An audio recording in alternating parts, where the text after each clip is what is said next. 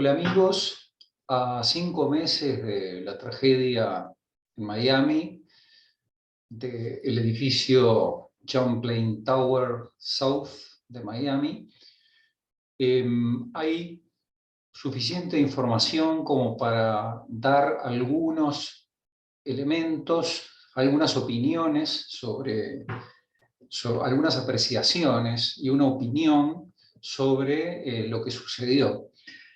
Yo estoy aquí en Montevideo, o sea que me he valido simplemente de la información disponible. Lo que he tratado de conseguir información confiable y basarme en hechos para vertir algunas de las notas que les voy a decir a continuación. Bueno, sin más, voy a pasar a presentarles esta presentación que tengo.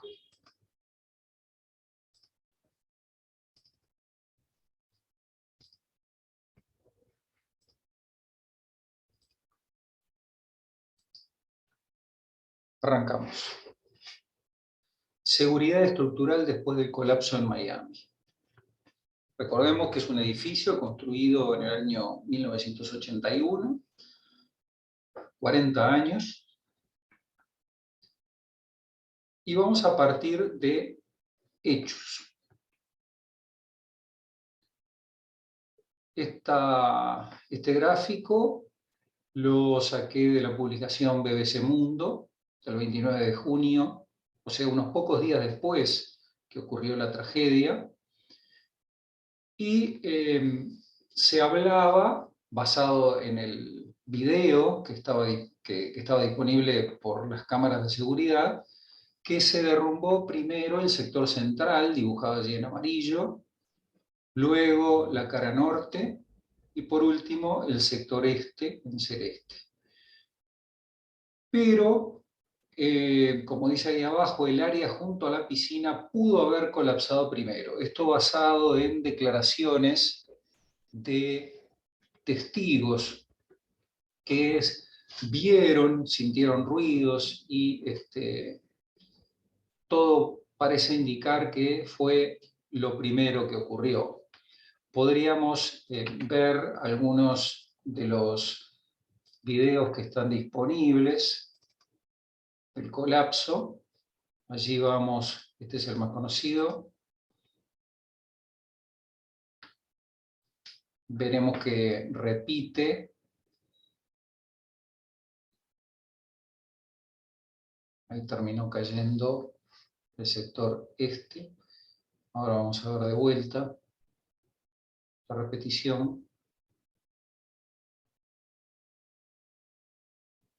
El sector central de adelante. Ahí vemos que queda por un momento lo de atrás, el sector norte, y por último cae el sector este. Ahí va. Acá tengo otros con otra vista.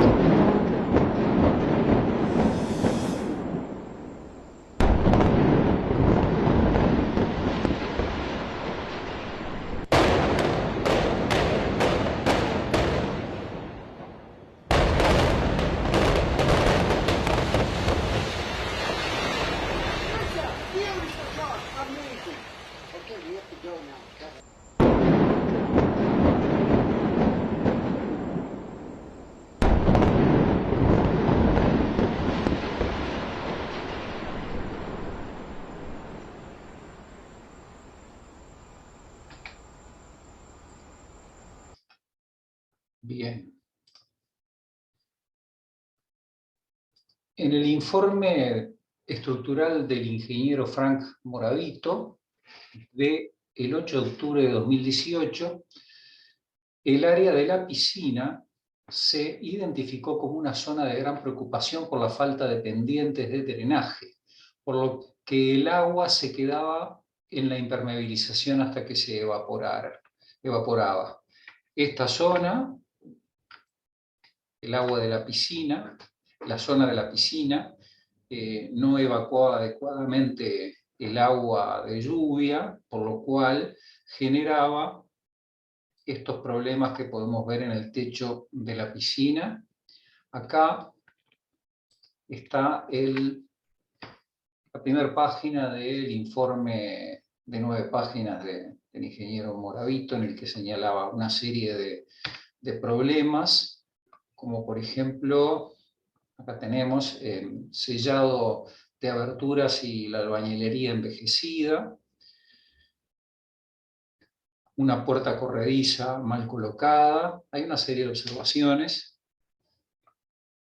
pavimentos en los balcones con fisuras, desprendimientos de revoque, algunas fisuras de fachada, en el subsuelo, fisuras y desprendimientos de hormigón, reparaciones anteriores en las que se colocó inyección y que fallaron, que se marcan nuevamente. Todo esto es un relevamiento que hizo el ingeniero Moravito y que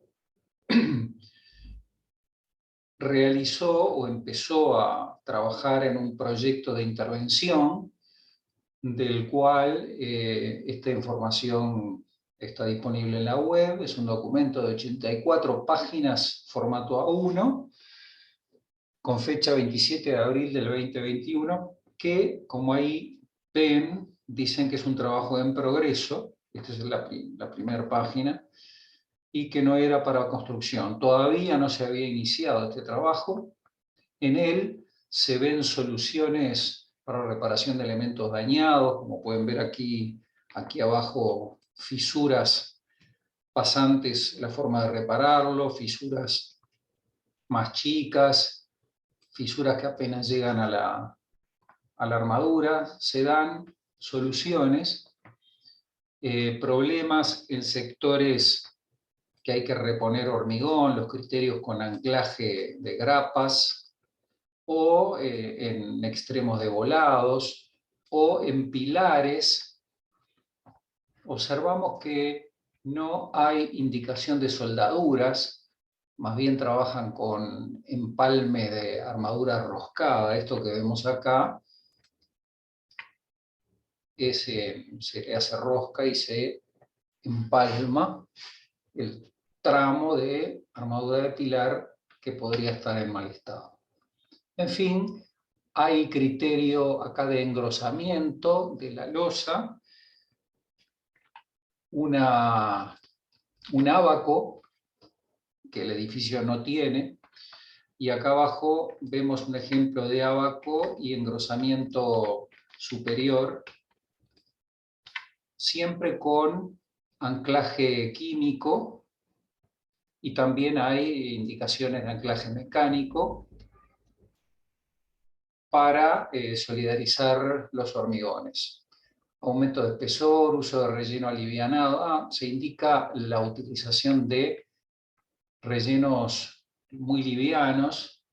Acá vemos algunos ejemplos de las soluciones para la generación de pendientes, que, como decía el informe, no existían. Y bueno, el informe tiene todo ese tipo de detalles, entre otras cosas. Hablando de la parte estructural, ¿no? Tiene mucha más intervención más allá de lo estructural.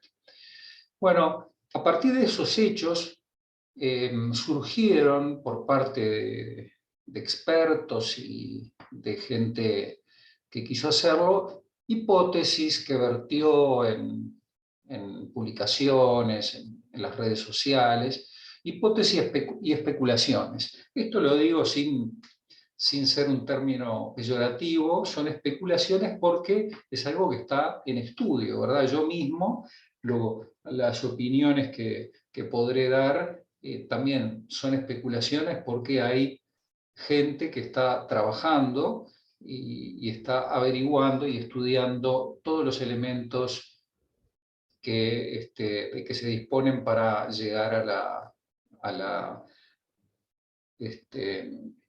al esclarecimiento de todo este problema. En esas hipótesis vimos o escuchamos o leímos que ingenieros y expertos expusieron, por ejemplo, la hipótesis del debilitamiento estructural por corrosión de armaduras. Y ahí vemos el agua penetra en el concreto, el acero se oxida y se acumula la corrosión, y el acero corroído se expande, genera grietas en el hormigón y así lo quiebra, y esto podría ser una de las causas. Un estudio de los investigadores... hay una segunda hipótesis que le atribuye responsabilidad al suelo o a la cimentación. Un estudio de investigadores de la Universidad Internacional de Florida, publicado en el 2020, encontró que el edificio se estaba hundiendo aproximadamente a un ritmo de 2 milímetros por año en la década de 1990. Se dice que ahora no se siguió, no se tenía información concreta, pero que eso podría haber tenido que ver. Una tercera hipótesis, el peso excesivo en el techo. El profesor Colaco, que ha contribuido a los diseños de algunos proyectos en Estados Unidos, recordó que, según ha informado el propio alcalde de Surfside, el techo del edificio se hallaba en obras y las inspecciones luego determinarán si los materiales o el peso de las herramientas usadas han sido un factor. O sea, atribuyéndole cargas especiales de herramientas y equipos en la azotea que pueda haber influido. Se dice que el edificio se desplomó de arriba a abajo, como si fueran piezas de dominó, en lo que los ingenieros conocen como un colapso progresivo. Recuerdo que en ingeniería se maneja la regla de que cada pie cuadrado puede soportar hasta un máximo de 18 kilos y que no se estaría cumpliendo con eso, y podría haber sido una de las causas. Reitero que estoy simplemente transmitiendo algunas de las especulaciones que se vertieron. No estoy emitiendo opinión sobre estas. Una cuarta, de mal sistema estructural. Si hubiera tenido vigas, no colapsaba. Ahí vemos que el sector en la zona donde supuestamente, según las conclusiones de algunos expertos, podía haberse iniciado el problema, es ese pilar nominado M11.1, está en una zona en la cual aparecen algunas vigas, es la zona de acceso, hay unos desniveles, unos canteros, y hay unos pliegues de losa. Y bueno, según algunos, el hecho de no tener vigas es causal o una de las causas fundamentales para el colapso. Bien, después de eso, de esas especulaciones iniciales, empezó la investigación, más información o el principio de la información, con lo cual yo considero que empezaron los reales acercamientos al tema.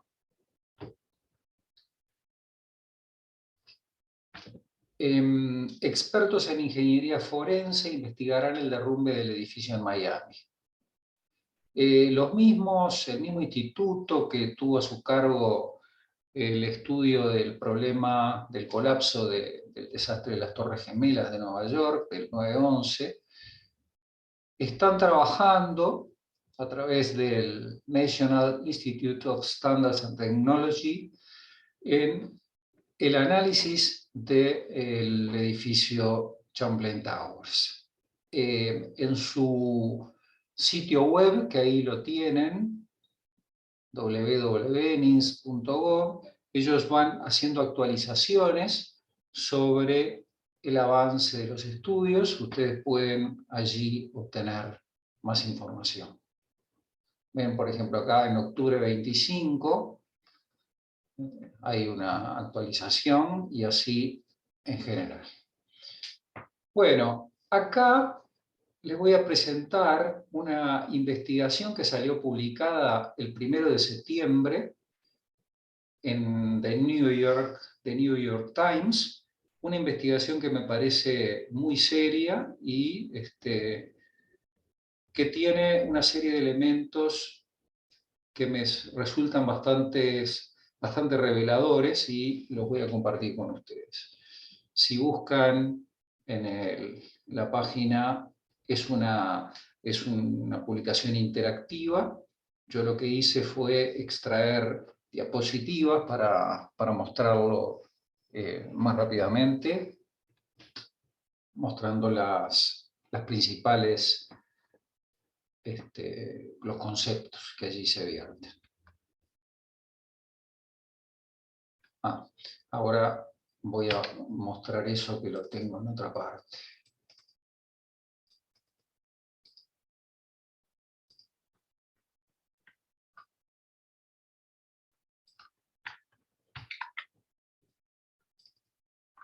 Bien.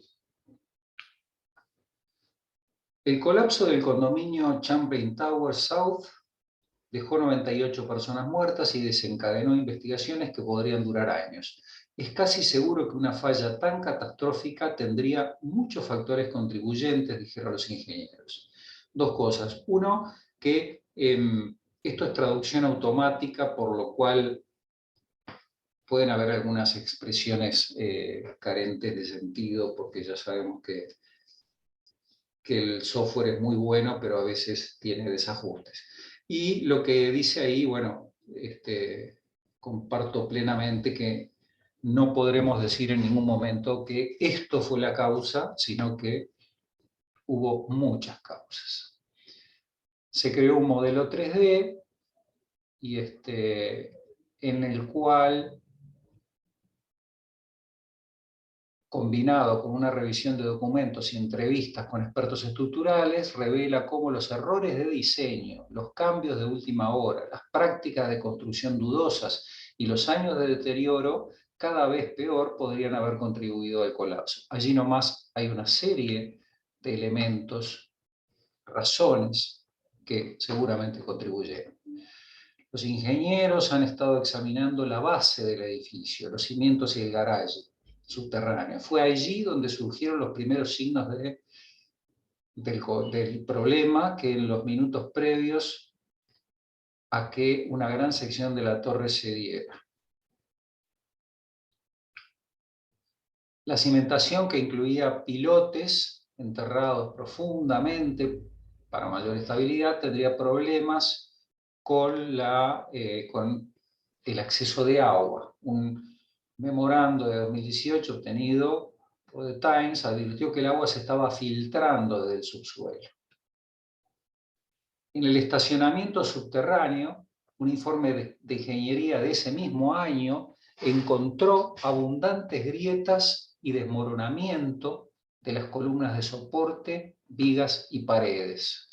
En este momento les quiero mostrar un video del estado del techo del garaje, un poco.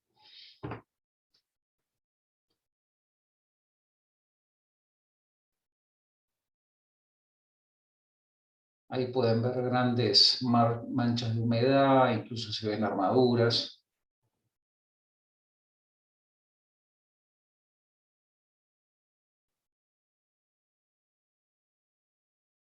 Esta información es del Miami Herald.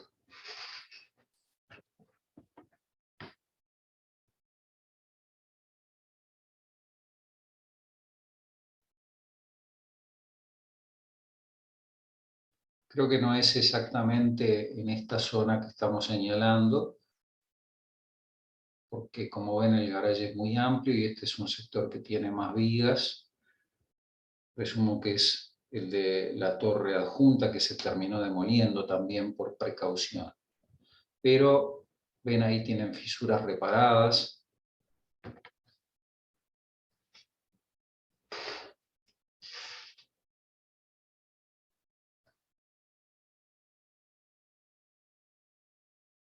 Ahí tenemos estribos en proceso de deterioro. Bien. Seguimos. Fíjense en una cosa, como en esta zona, que es la zona del edificio que no cayó, tenemos pilares más gruesos que en esta zona, que es la del edificio que sí cayó.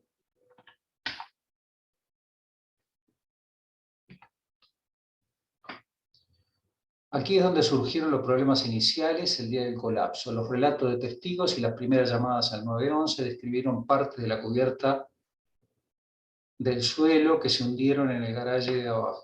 Minutos antes de que cayera la torre, un testigo capturó un video mirando por la rampa del garaje que mostraba escombros y agua saliendo desde arriba, tal vez de una tubería rota. Les voy a mostrar ese video.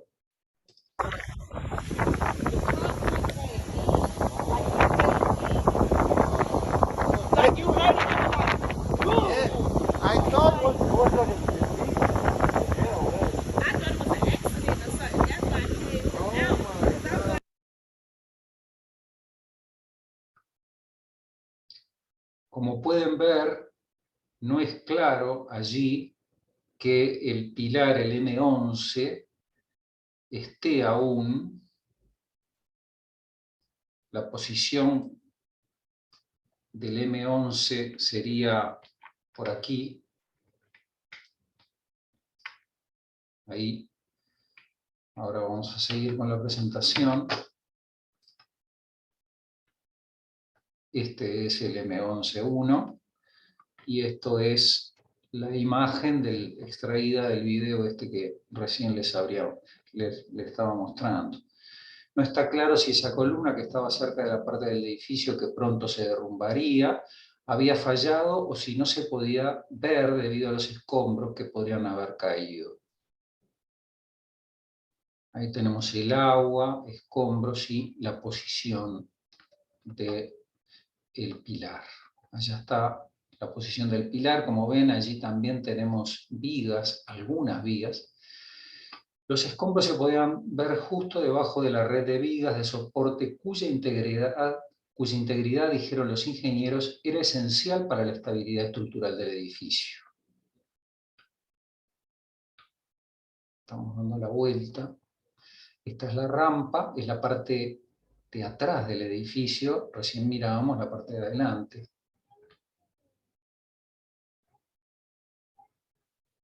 Acá está el M11, un video del edificio en 2020 capturó una vista del estacionamiento mostrando el techo cerca de las vigas. El daño por agua era visible junto al techo a la columna M11. ¿Ven? El daño por agua, lo que vemos acá, no es más que descascaramiento de la pintura del techo, ¿no? Esto no necesariamente quiere decir que la estructura esté dañada. Lo que sí vemos son algunas vigas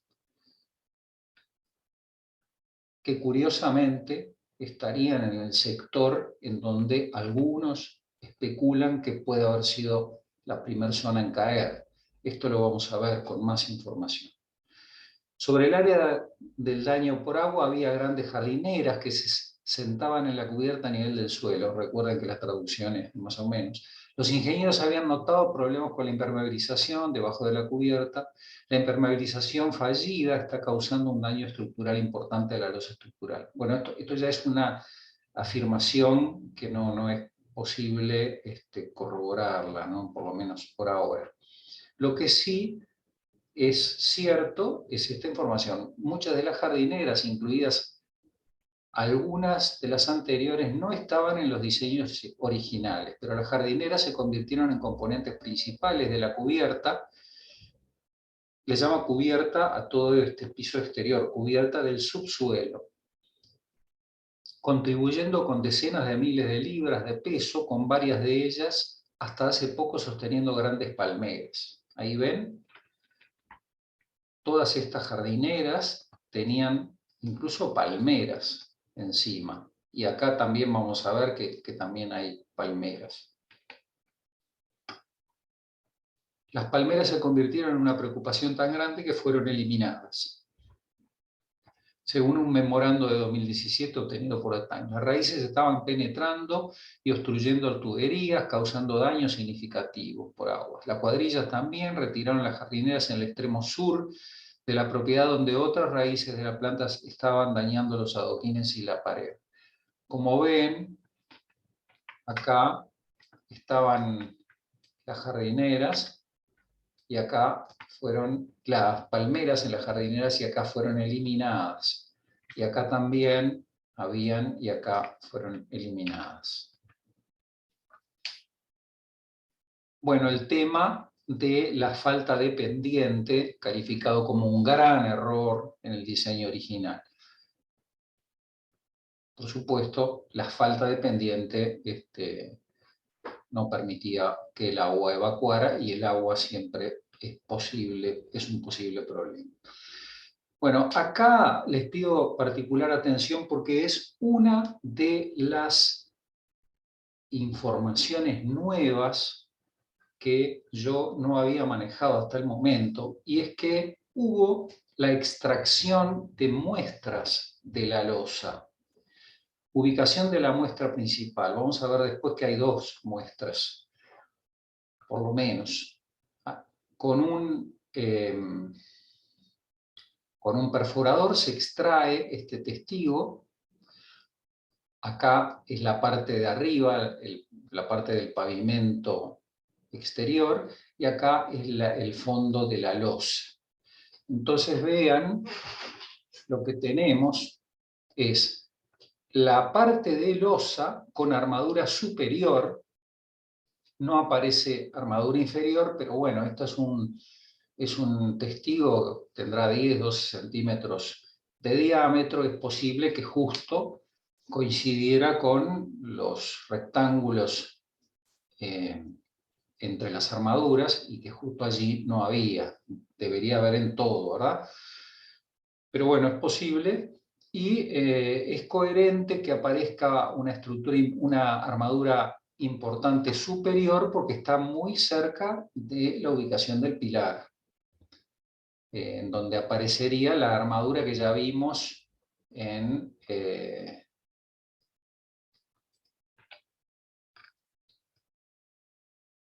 no está aquí, estaba en la presentación.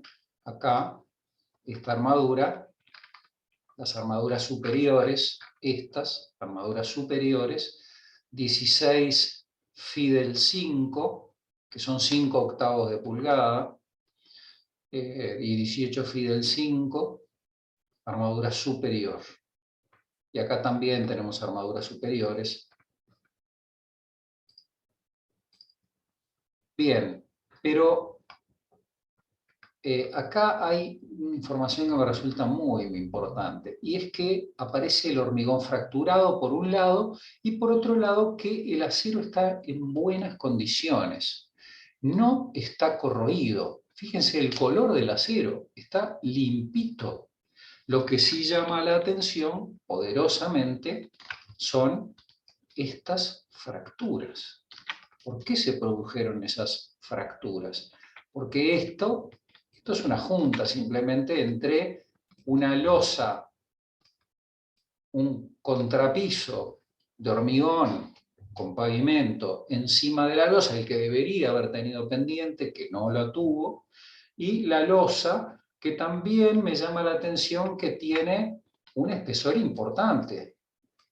Supuestamente es una losa de 15, pero ahí tenemos 9 pulgadas, ¿no? Del 4 al 13, 9 pulgadas, 9 por 2,54,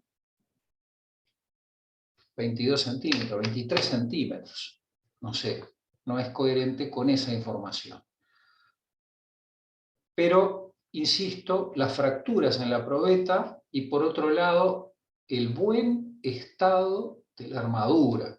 Es decir, toda esa insistencia sobre el acceso del agua, la pérdida de sección y la presión del óxido y corrosión del acero que estaría rompiendo el hormigón, en este caso no parece ser la causa de la fractura esa, ¿no? Seguimos. Ahí está la muestra principal. La cubierta de la piscina, junto con la parte del área del estacionamiento adyacente, fue la primera en caer, según testigos. Acá tenemos también una información bastante creíble de parte de la familia que vivía ahí en ese departamento indicado en blanco, la familia Nir, que fue la primera. Dijeron, en los minutos previos a la falla de la cubierta, los miembros de la familia Nir, en una unidad de planta baja cerca de la columna en cuestión, dijeron que escucharon sonidos de golpes y golpes que asumieron que era de la construcción. Y aparentemente esta zona es la que podía haber caído, así como se indica.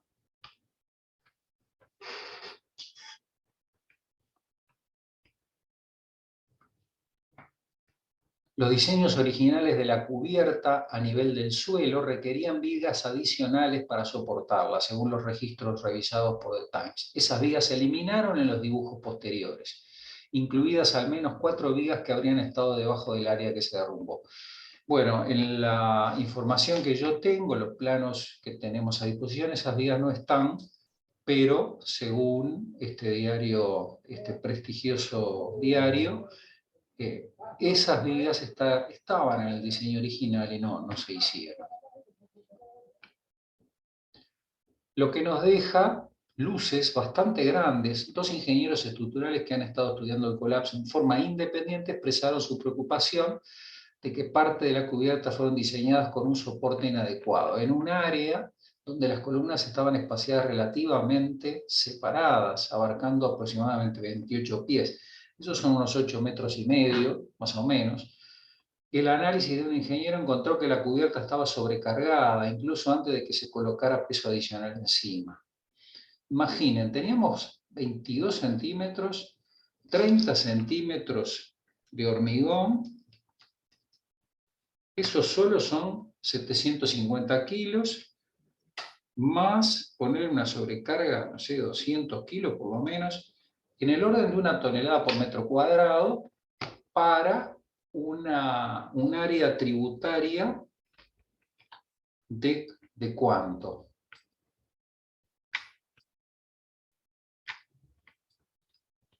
En el orden de, no sé, 7, 8 metros por 7, 8 metros, por 60 metros, es decir, 60 toneladas estarían generando una descarga directa sobre cada uno de estos pilares.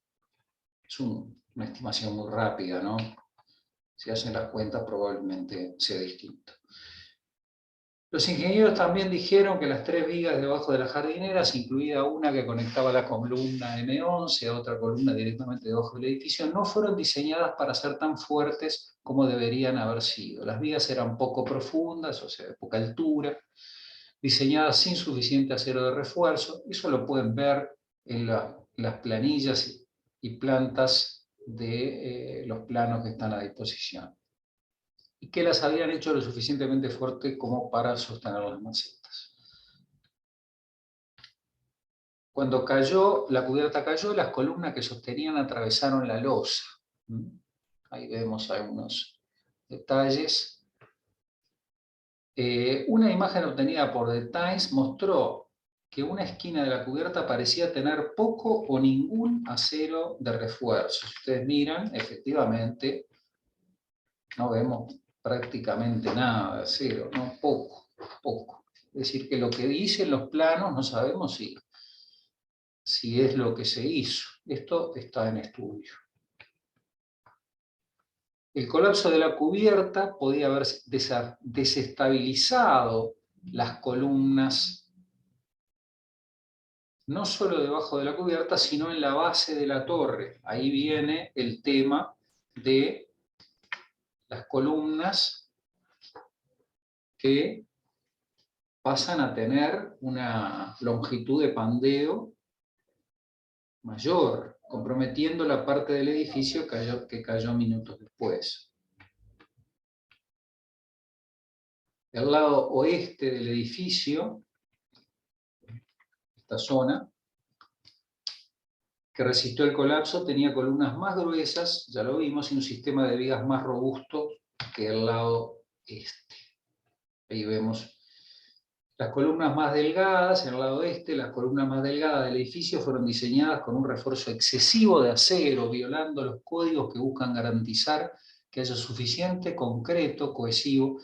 Nosotros le llamamos hormigón, ¿verdad? Pero todos lo entendemos. Para darle a la columna su resistencia, un problema reportado por primera vez por el Miami Herald.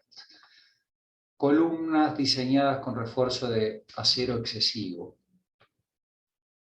Ahí tenemos la vista. Esta columna del estacionamiento fue diseñada para tener 12 barras de acero de refuerzo vertical, pero en los lugares donde se suponía que las barras de acero se superponían, habría tenido mucho más, el doble, ¿verdad? Por lo menos, excediendo la relación máxima de acero a concreto en la columna. Lo que conocemos como cuantía máxima. Tiene que haber una relación entre la cantidad de acero y la cantidad de hormigón para que el hormigón armado funcione como tal. También hay evidencia de que los constructores pueden haber colocado acero de refuerzo, o sea, armaduras, de manera en que pueden no haber colocado el acero de la manera en que se especificó en los dibujos del diseño, en algunas columnas. Entonces, por ejemplo, ahí vemos la armadura superior, que es la armadura de tracción. Ahora vamos a hablar un poquito de eso. Ahí pueden ver que según los planos, por ejemplo, ahí deberían haber 4 varillas y acá vemos 2 o 3. Entonces, y abajo prácticamente no vemos nada. Acá tenemos una en cada punta y acá en el medio no hay nada. Realmente no hay nada, porque no hay ni agujero de armadura que pueda verse. Acá hay 2 más finas. También dice que para la cubierta a nivel de suelo, los planos requerían que la varilla de acero se enterrara a 3/4 de pulgada, un par de centímetros, y podrían no haber tenido o haber tenido más distancia, pero en cuanto a la protección, recordemos que tiene la losa superior, así que estaban bien protegidos. Y además lo vimos en la probeta, en el testigo ese extraído, ¿no? Que, como les decía, para mí fue bastante revelador. En el caso de que ese recubrimiento fuese inadecuado, acá dice que se produce delaminación del acero, se puede producir por efecto de la poca protección, pero ya vimos que al menos en esta zona no fue el caso. De arriba abajo, los ingenieros contratados por el condominio habían identificado una serie de problemas con el edificio de 40 años de antigüedad, algunos de los cuales eran un foco de trabajo incluso horas antes del colapso. El deterioro fue evidente en gran parte de la estructura, incluidas las rejas de refuerzo expuestas en los balcones y la intrusión de agua en las unidades. Balcones donde las fotos muestran signos de deterioro. En el techo, las pruebas encontraron que tanta agua se estaba filtrando en la superficie de abajo, que estaba violando el código, según los registros de ingeniería escritos en enero. Las cuadrillas estaban trabajando en esa parte de la estructura el día antes de que cayera el edificio. El día antes. Acá hay otro temita. Los problemas del techo incluyeron el área sobre el penthouse parcial del piso 13. Una parte del edificio que no estaba en los diseños iniciales, pero fue aprobada como una adición polémica durante la construcción. Los ingenieros dijeron que la carga adicional en el edificio podría haber exacerbado una falla, pero probablemente no habría causado un colapso de por sí solo. Acá tenemos otro punto. estaba calculado para 12 pisos. Este sector de los pilares finos, superarmados, se le agregó un nuevo piso, lo cual fue muy polémico, pero se le agregó un tema más. El edificio también había visto una amplia actividad a lo largo del perímetro en los últimos años, que algunos creen podría haber socavado la integridad del edificio, incluida la construcción de un gran condominio, 87 Park, y un proyecto de reposición de playas de 2019 que trajo grandes camiones de arena a lo largo de la calle 88. Los investigadores encontraron señales de que la propiedad se estaba hundiendo en la década del 90, aunque los datos satelitales más recientes muestran que el edificio no se estaba hundiendo en los últimos años. Es decir, temas en el perímetro. En las primeras horas de la mañana del 24 de junio, muchos residentes del Champlain Towers South estaban dentro de sus unidades durmiendo, algunos estaban despiertos y comenzaron a notar problemas. Una familia informó haber escuchado ruidos. Bueno, el video de vigilancia, que ya lo vimos. Estas son dos pantallas que tiene el edificio, un ascensor y una escalera eran parte del núcleo del edificio con paredes de cizalla que proporcionan al edificio una resistencia adicional, lo que podría evitar que la mitad occidental colapse, dijeron los expertos. Un muro de cizalla en el hueco de la escalera oriental posiblemente sostuvo momentáneamente el lado oriental. Bueno, esto también es anecdótico. El edificio tenía estas dos pantallas importantes y dice que esta pantalla posiblemente ayudó a que demorara en caerse el sector este. La mitad occidental del edificio fue demolida después como medida de seguridad. Bueno, y acá termina esto. Y seguimos con la presentación. Vimos el tema del New York Times. Y ahora, a continuación, en mi investigación, conseguí este video que el arquitecto Mike Bell, de Ciudad del Cabo, comparte en su canal de YouTube, y ya mismo se lo comparto. Ustedes pueden verlo. Está subtitulado también, con subtitulado automático, así que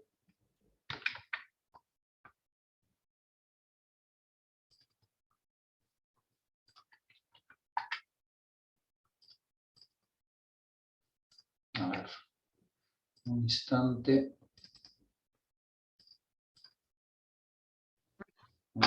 At the end, see the action which I believe crippled the tower columns. Un instante. At the end, see the action which I believe crippled the tower columns. First, let's recap the collapse sequence that makes most sense. This column may have been first to fail because of excessive spans. The column punched through the slab, much like a pencil through paper. Engineers call this punch shear. This portion of the pool deck collapsed in a quick, continuous cascade. Es importante, fíjense que Mike parte, y él va a explicar un poco más, de que lo primero en caer no fue adentro, sino que fue afuera, lo que coincide con lo que los testigos señalaron. Roughly 7 minutes later, half the tower collapsed on June 24, 2021.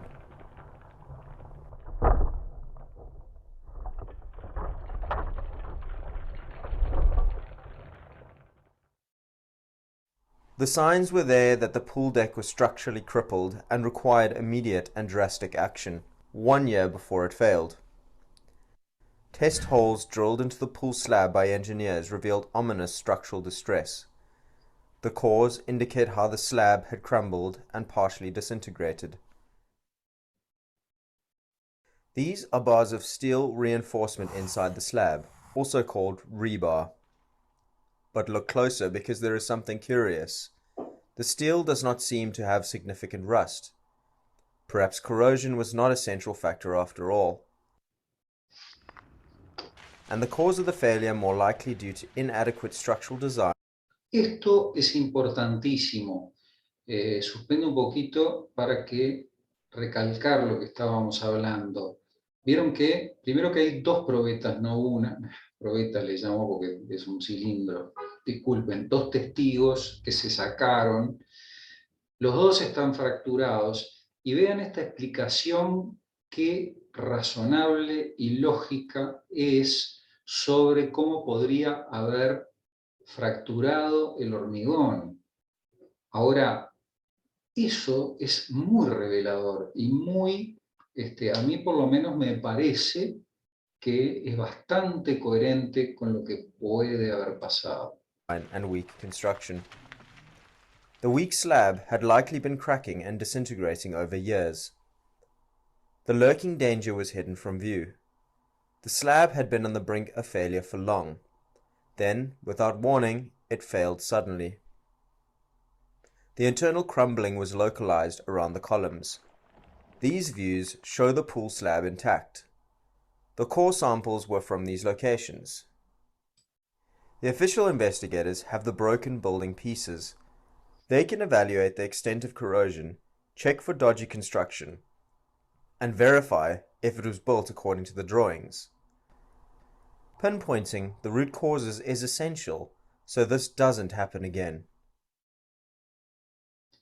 Many commented how rickety the columns looked. It is essential tall buildings have substantial bracing elements to resist the sideways sway from wind or earthquakes. They are called shear walls, shown in red. This building had inadequate shear walling. All four walls of this stair tower should have been solid, but only one was made of concrete. This is part of a broader pattern of cutting corners on the structure to save money. The larger columns supported special beams. The tower columns on the west did not extend all the way to the ground. The lobby driveway columns were in different positions to suit the plan. These hefty elements in orange, called transfer beams, redirected the vertical load into the columns below. The standalone transfer beam here prevented these columns from obstructing traffic in the parking level. The transfer beams were not a contributor to this collapse.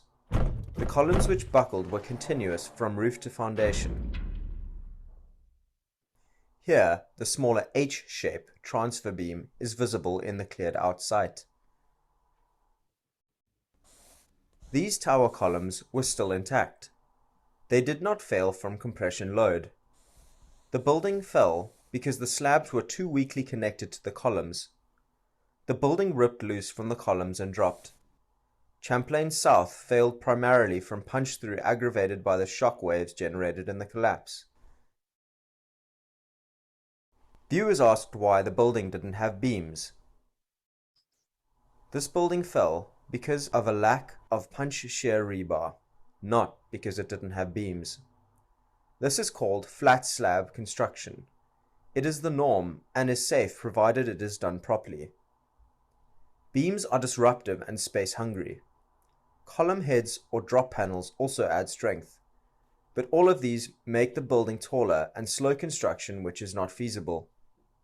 Eliminating these brings nice, clean, uninterrupted ceilings and reduces the building height. The structural drawings indicated this rebar at the slab to column connection. This is an example of what punch shear rebar looks like. Acá hago un paréntesis para aprovechar y aclarar el tema de la armadura de punzonado. Acá estamos viendo tres armaduras. La armadura inferior, que va contra la parte inferior de la losa. La armadura superior, que va contra la cara superior de la losa. y la armadura de punzonado que se coloca, en este caso, en forma radial del edificio y que es perpendicular a la losa. Va desde abajo a arriba o de arriba a abajo. ¿Por qué? Porque resiste el esfuerzo de punzonado, que es un esfuerzo tangencial, como el corte, es un gran corte. Entonces, la armadura inferior es armadura de tracción o de flexión inferior. La armadura superior es de tracción superior y como el apoyo es en el pilar, se necesita del lado de arriba la armadura de tracción y del lado de abajo de compresión. En rigor podría no necesitarse armadura por la presencia del hormigón, solamente un mínimo constructivo. Y con respecto a la armadura de punzonado, no siempre se necesita. Es decir, el hormigón de por sí puede aguantar en el perímetro crítico. Ahora, después vemos un poquito eso. Puede aguantar sin armadura o puede necesitar armadura para aguantar o puede tener una sección que ni siquiera con armadura podría ser factible. Lo que está diciendo Mike es que hay gran esfuerzo de punzonado y que no se ve ni en planos ni en las ruinas del edificio una armadura de refuerzo de punzonado. Continuamos. I find no evidence Champlain South had any type of punch shear reinforcement, not in the engineering drawings or in the photos of the rubble. This was bare-bones steel reinforcement. Under normal conditions, including hurricanes, the lack of punch reinforcement would not have mattered. The building would have stayed up for all its useful life. But during this freak event of losing multiple facade columns, the lack of punch rebar proved catastrophic. Because the pool deck brought down the tower, many viewers asked why they were connected. This is a good question. However, it is standard practice for the ground floor slab to be a key stabilizer. It braces tower columns against sway. The side walls of the basement will collapse inwards from the weight of the earth. The slab provides essential bracing. The perimeter sidewalk is currently barricaded off in case the basement walls cave in. The pool deck should never have pulled down the tower. The tower fell because of this ill-fated configuration of beams. I believe they played a crucial role in mortally damaging tower columns. The critical columns had 8 reinforcing bars made from steel embedded inside the concrete. The rebar carries about half the weight of the tower. The bars joined with overlaps. Kinked sections allowed the load to carry down in a straight vertical line. This arrangement of overlaps and kinks is standard construction. Under the immense load, the kinks want to bulge outwards. This outward force is contained by rebar loops and the floor slab. The slabs tore loose in a clean cut, as can be seen here at the lobby, and did not result in wider damage. But at these beam locations it was a very different story. The beams rotated against the columns, applying a huge lever arm force, causing crippling crunching and mangling. The beams had substantial rebar, which applied a large pulling force. It pulled at the weakest point of the kink. Both forces worked in unison, which distorted and bent the rebar like this. This action pulled down the bars above. Much of the column rebar was mangled and destroyed. The crippled columns held for about 7 minutes, but then they buckled and dropped. They dragged down the floors, which tore loose, bringing down the tower. The analysis presented here comes from my building knowledge as an architect and discussion with structural engineers. We need to wait for the official forensic findings to be certain of the causes. I believe the structure was flawed from day one because it lacked proper punch-through rebar. With the correct structural steel, neither the pool deck nor the tower slabs would have failed, and the tragedy averted. This failure sends a loud message of how ignoring lurking dangers and cutting corners to save money can lead to catastrophe. Bueno, coincido plenamente con lo que dice Mike, que hay que esperar a que sigan las investigaciones. Bueno, mis apreciaciones. Unas primeras apreciaciones sobre un sistema de losas con vigas o sin vigas, ya que muchos colegas me consultaron sobre esto y en algunos casos se ha centrado la discusión de que el tema está ahí, en que si tiene vigas o no tiene vigas. Y lo que hice fue modelar dos edificios simples, muy sencillitos, con pilares de 30 por 30 y vigas de 15 por 40 y losas de 10, y un edificio con pilares un poco más robustos, 40 por 40, y una losa más robusta. O sea, no es que hago la misma losa con los mismos pilares y le pongo o no le pongo vigas. Si tengo los mismos pilares y la misma losa y le agrego vigas, entonces lógicamente que es mucho más rígido. El tema de proyectar un edificio sin vigas es justamente tener en cuenta eso, no pretender poner la misma losa como si tuviese vigas y no usar los mismos pilares como si tuviese vigas.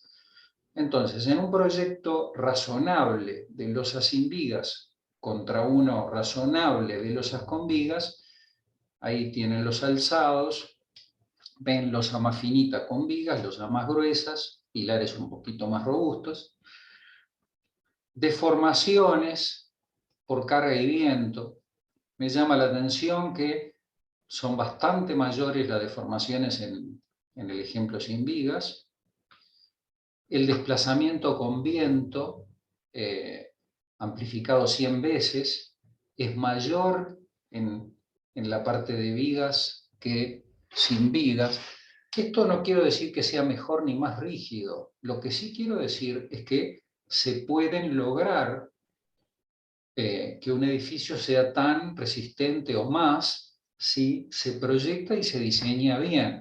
Ahora, si lo hago con los afinos, con pilares chicos, no le pongo armadura, de punzonado, no le pongo nada para... Bueno, entonces lógicamente no va a funcionar bien. Pero si lo hago con vigas y también las hago mal, tampoco creo que funcione bien. Ahí tenemos lo que ustedes saben, cómo es el tema del punzonado, cómo es las líneas de rotura que tienen una inclinación y lo que se considera como perímetro crítico a la mitad de la fisura. Entonces, toda esa superficie es la superficie que resiste el punzonado. Cada centímetro cuadrado tiene una tensión admisible. Todo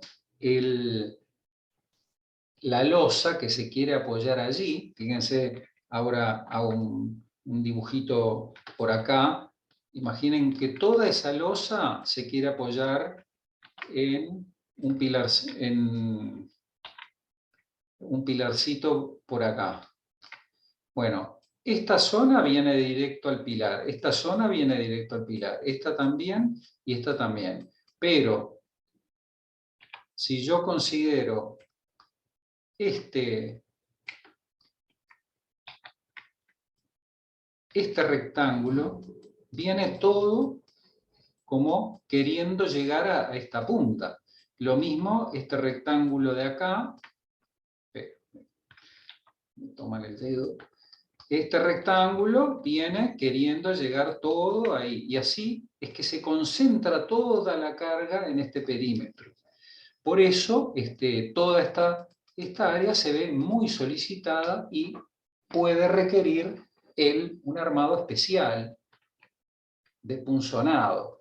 Acá, por ejemplo, vemos las indicaciones de nuestra norma UNIT 1050 del 2005, del perímetro crítico en casos circulares, cómo se desprecia zona cuando es un pilar de borde que cuando es un pilar central, o cuando tiene un agujero cerca, como se quita, tiene este agujero, entonces esta zona no contribuye. Cuando es una pantalla como esta, entonces la zona que se considera como perímetro crítico es la zona cerca de las esquinas. ¿Por qué? Porque esta zona que viene acá no punzona, sino que viene directo a esta zona lineal, es un apoyo lineal. Entonces lo que sucede ahí es corte no punzonado. Bueno, esto es simplemente unos indicativos para que ustedes, si quieren, pueden repasar. La misma norma se habla que no es necesaria la armadura de punzonado si se verifica que la tensión de punzonado es menor que dos veces la tensión admisible de corte. Y la tensión admisible de corte es 0,5 raíz cuadrada de la tensión admisible de la resistencia característica del hormigón. Acá dije tensión admisible de corte, es la resistencia característica del corte, ¿no? Y además hay una limitación que si es menor que 2 veces, no necesita armadura. Y si es menor que 3 veces, pero mayor que 2 veces, necesita armadura. Pero si es mayor que 3 veces, entonces no es viable la sección y hay que redimensionar. Bueno, según la misma norma, aparecen algunos criterios de armar para el punzonado, pero noten que o son armaduras verticales o son armaduras inclinadas, pero siempre están cosiendo las fisuras que se producirían en un ensayo en el que se carga, entonces quedaría esto, y esto se iría para abajo, como ya lo vimos en el esquemita anterior. Bueno, pueden repasar la norma y ver los distintos tipos de armado. Acá les voy a mostrar algunos ejemplos. Les voy a, primero, les muestro, ya que les mostré la norma UNIT, les muestro algunos detalles del ingeniero doctor José Calavera, que a propósito de lo que recién veíamos, ¿se acuerdan cuando en el video de Bell yo les dije, esta fue el golpe final que precipitó la cosa? Bueno, era un sector en el que se producía la botella, el empalme de las armaduras con poco estribo, como las normativas indican que en la zona de anclaje de hormigón, primero que hay que despreciar el anclaje, porque el anclaje es eso, es agarre al hormigón, y se debe reforzar con mayor cantidad de estribos. Incluso,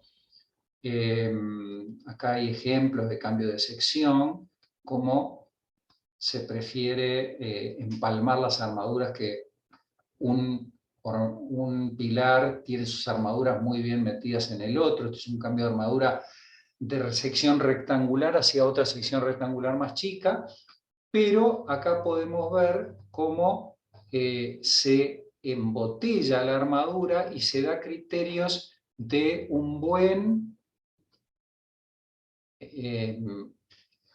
estribado, justamente para evitar que esas armaduras se abran y se produzca lo que en la animación sugería que podía haber ocurrido. Después las armaduras de losas sin vigas, lo que yo le decía, armadura de tracción abajo y armadura de tracción arriba en los apoyos.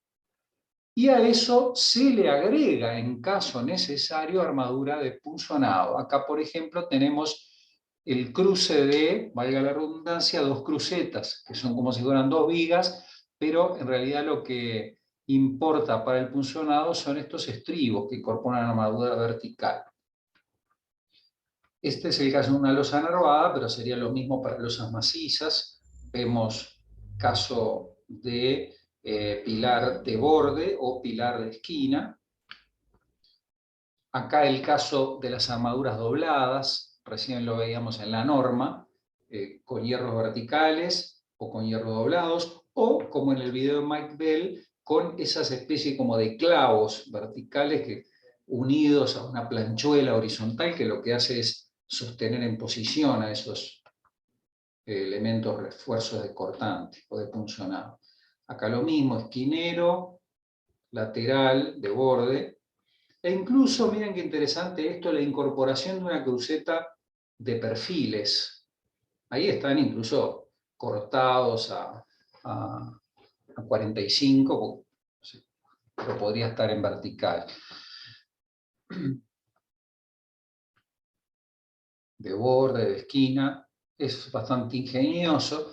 También la incorporación de ábacos, estos engrosamientos inferiores, que es un recurso, por ejemplo, para el edificio Champlain North, bien podría realizarse este tipo de refuerzos. Esto es un capitel más el ábaco. Este es el ábaco y este es el capitel. Ábaco más capitel más armadura. Esto no tiene, tiene todos los elementos, pero imagínense que en un subsuelo todo bien, pero en los pisos superiores no sería muy cómodo ni práctico. Estos son planos míos, esto es de un edificio en el cual yo les puedo mostrar que no siempre se necesita armadura de punzonado. Miren, por ejemplo, esta pantalla. Recuerden que el punzonado se verifica en las zonas donde se da el punzonado, no en la zona central, porque ahí hay corte. Tenemos un perro que está pasando por afuera, no sé si se dieron cuenta. Como acá está, de este lado, está muy cerca de esta viga, entonces la carga que llega de este lado es mucho menos que la que llega de este, en el que lo separa de un pilar más alejado. Entonces acá hubo un valor de punzonado en el cual el hormigón no me verificó y tuve que agregar 3 varillas inclinadas de 12 y 2 en el otro sentido. Ahora vamos a ver fotos de este mismo edificio. Este otro pilar que está más alejado necesita refuerzo de punzonado de los dos lados. El 14, lo mismo, sobre la derecha necesita, si bien le llegan vigas, pero llegan vigas en la zona central, en la zona en que estaba llegando por losa el cortante. Esto sigue punzonando la losa. Acá también, pero no necesitamos armadura de punzonado. Y si no la necesitamos, no la ponemos. Es decir, yo no puedo decir, no, acá hay punzonado y no le puso armadura. No, lo verificó y no precisaba armaduras. Y si no precisa, no la ponemos. Otro caso, acá tenemos pilares bandera, en el que nace, este es el pilar que viene de abajo y continúa en esta zona y nace esta zona, bueno, se genera punzonado. Son losas de 18, como pueden ver. Este es otro edificio, lo mismo, con pilares más cuadraditos. Siempre, de ser posible, es mejor y recomendable pilares circulares o cuadrados, incluso mejor circulares que cuadrados, porque el área de punzonado, el perímetro crítico es todo parejo, mientras que acá se genera mayor valor en la zona de las esquinas, ¿no? Pero bueno, eso no es muy posible o no siempre es posible, sobre todo lo podemos hacer en garajes, pero no tanto en los apartamentos porque nos aparece de todas las paredes. Acá tengo algunos croquis de cómo se ve la armadura de tracción. En el ejemplo anterior lo teníamos en colores, miremoslo ahí. Miren, la roja es armadura de tracción, es el apoyo. Acá viene el momento, hace así y acá hace así. O sea, tengo tracción del lado de arriba y acá empieza la tracción del lado de abajo. Por lo tanto, necesito esta armadura de tracción. Y en cuanto al corte, tengo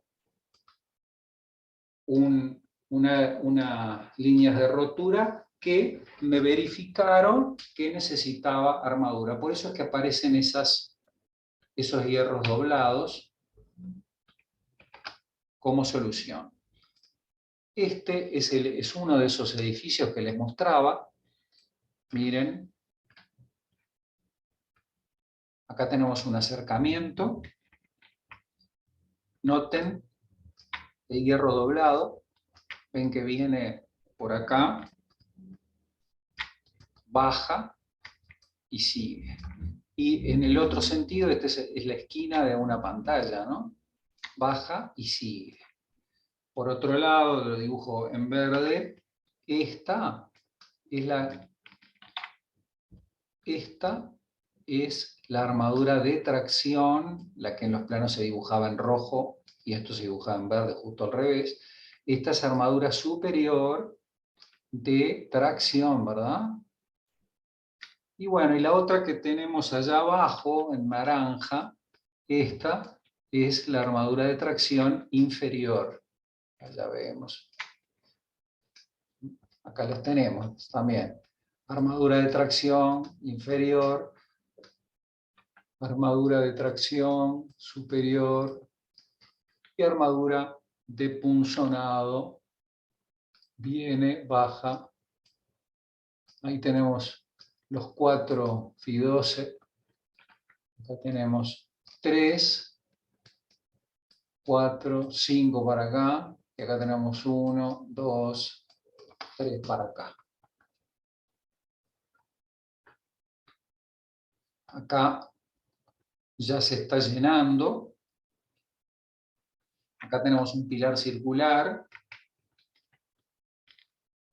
Noten la armadura. Vean el recubrimiento correcto de las armaduras del pilar.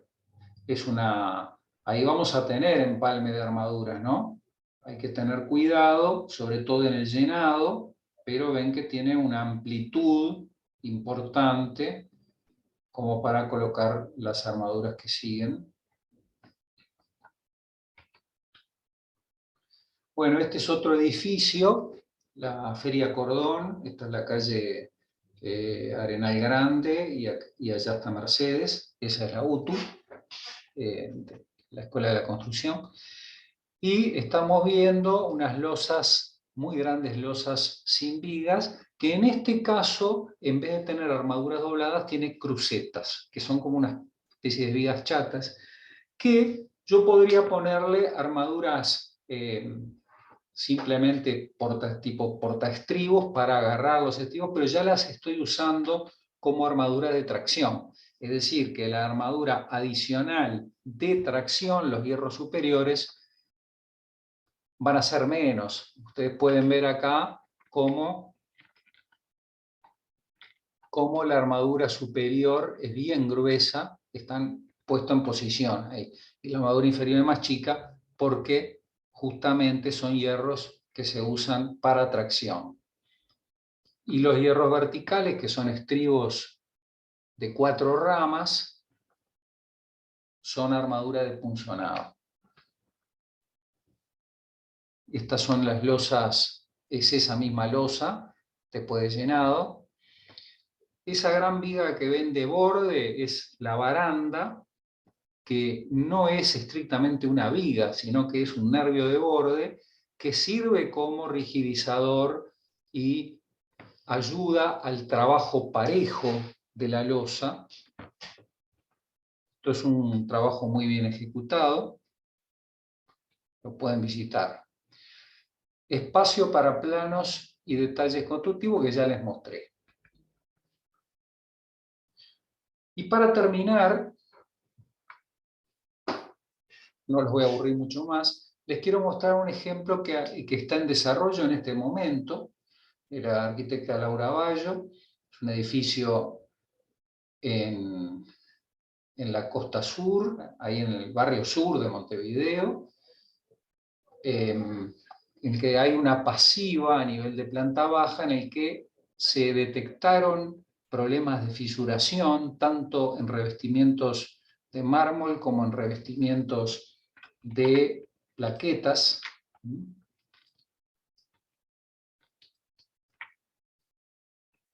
Entonces, por suerte se detectaron a tiempo, hicimos cateos, vimos el estado de las armaduras, hicimos verificaciones, hicimos ensayo de carbonatación. Acá abajo pueden ver cómo hay una profundidad de carbonatación, una profundidad del frente de carbonatación de 2 centímetros. Por suerte hay un buen recubrimiento, al menos en esta armadura. Después los cortes en forma adecuado. Esto ya es tema de cómo se hace este tipo de trabajo, ¿verdad? Bueno, algunos de los detalles. Yo tenía planos, tenía planillas, esto ayudó mucho, pero necesitaba tener idea de cargas, por lo cual hice un modelado de todo el edificio y determinando los valores de carga. Encontré que en este caso estaba, por supuesto no, porque a veces no sucede, estaba bien dimensionado, pero tenemos un hormigón ciertamente con su capacidad protectora disminuida y con algunas secciones también de acero disminuida, por lo cual con la arquitecta convenimos en realizar un refuerzo de encamisado. Primero reparación y después refuerzo. Es muy importante el generar la reparación primero, como si la fuésemos a dejar terminado sin el encamisado, y luego hacer el encamisado. Porque si hacemos el encamisado y no saneamos el problema, es decir, sí puedo llenar el hormigón de esto junto con el hormigón exterior, pero sí tengo que quitar el acero en mala condición, sustituir en el caso que sea necesario los estribos y usar pegamento, etcétera, y después, pero siempre tenemos que generar ese saneado previo. Bueno, después aparecieron problemas también, uno empieza a picar de un lado y se le empieza a descascarar del otro. Tuvimos que hacer intervención en vigas, en losas, y esto es un trabajo que se está llevando adelante. Los pilares se llenan en 2 etapas, en realidad en 3. Bueno, para terminar ahora, quiero mostrarles unas estadísticas de fallos. Esto está traído del tomo 1 de Patología de Estructura de Hormigón Armado y Pretensado de Calavera también. Es muy importante esto. Miren, distribución de los fallos según el tipo de edificio. Las viviendas colectivas, el edificio como el que se cayó en Miami, el edificio como este que estamos trabajando ahora, de la Rambla Sur, casi 40% en costo, casi 36% en número, frente a otro tipo de edificios, oficinas comerciales, naves, industriales. Distribución de fallos según el material estructural. El hormigón armado, 86%. Por supuesto, hay mucho más hormigón armado que pretensado, pero es un indicativo. Hormigón armado. Distribución de fallos. Estas estadísticas se sacaron de empresas de seguro, compañías de seguro por denuncias y reclamos contra los seguros de los edificios. Vean la mayor cantidad el número de casos mayor es de vigas y losas, forjados en las losas, vigas y losas. Los pilares aparece en el tercer lugar, el número 2 con el 30%. Datos de medios europeos en general y españoles también muestran que A y B sumados, el 70% de los problemas son de proyecto y de ejecución, no de los materiales elegidos, no del uso, ni de otros problemas. Proyecto y ejecución. Y la distribución de fallos debido al proyecto, el 78% de los casos son detalles erróneos o inexistentes. El hacer los planos y no definir. Miren los materiales 5%, estoy mirando la cantidad. Concepción general 14%, errores de cálculo 3%. Detalles erróneos o inexistentes casi el 80%. Bueno, recomendaciones. Acá sí estamos terminando. Elección de un sistema adecuado. Si el edificio me permite trabajar apoyado sobre pilares y quiero simplificar el armado de losas o el llenado, bueno, podría elegir un sistema, o si el edificio me permite solo poner pantallas, podría elegir otro, o si tengo lugar para vigas, o si tengo la posibilidad de hacer, tengo que hacer losas muy grandes. Bueno, sea el sistema que sea, el diseño y la representación deben ser correctas y completas, no deben faltar, hay que resolver los detalles, hay que anteponerse a los problemas. Los materiales adecuados, ensayo y control de los materiales durante la obra, porque vos puedes pedir un hormigón, un C30, y resulta que te lo hicieron en obra, apurado, le metieron mucha agua y resultó un hormigón. No, aleatoriamente hay que hacer ensayos, tomar probetas y romper probetas. Pero sobre todo la dirección de obra, porque si hiciste ensayo de un llenado de losa, pero resulta que ya está llena, ¿qué haces? Atención a modificaciones. Bueno, ¿se va a agregar un piso? ¿Qué hacemos?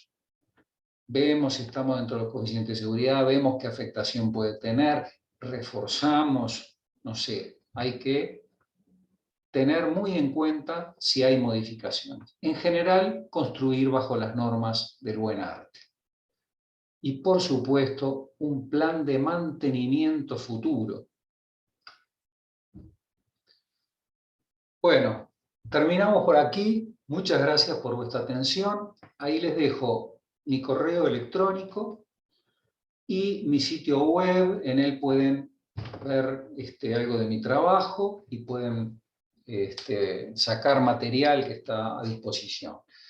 Quiero terminar, pero no sin agradecer a la arquitecta Marcela Cedrés por enviarme el informe 2018 de Moravito Consultants y los planos de intervención, al arquitecto Gastón Boero, decano de la Facultad de Arquitectura Ort, por enviarme el artículo del New York Times, a The New York Times por su investigación, a Laura Bayo por algunas fotos y su confianza en este trabajo que les comentaba, al arquitecto Sergio Manes por poner a disposición los planos de construcción del edificio, que me ahorró tiempo, al arquitecto Mike Bell por compartir sus observaciones. Y por aquí terminamos.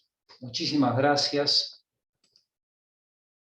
Espero que les haya gustado.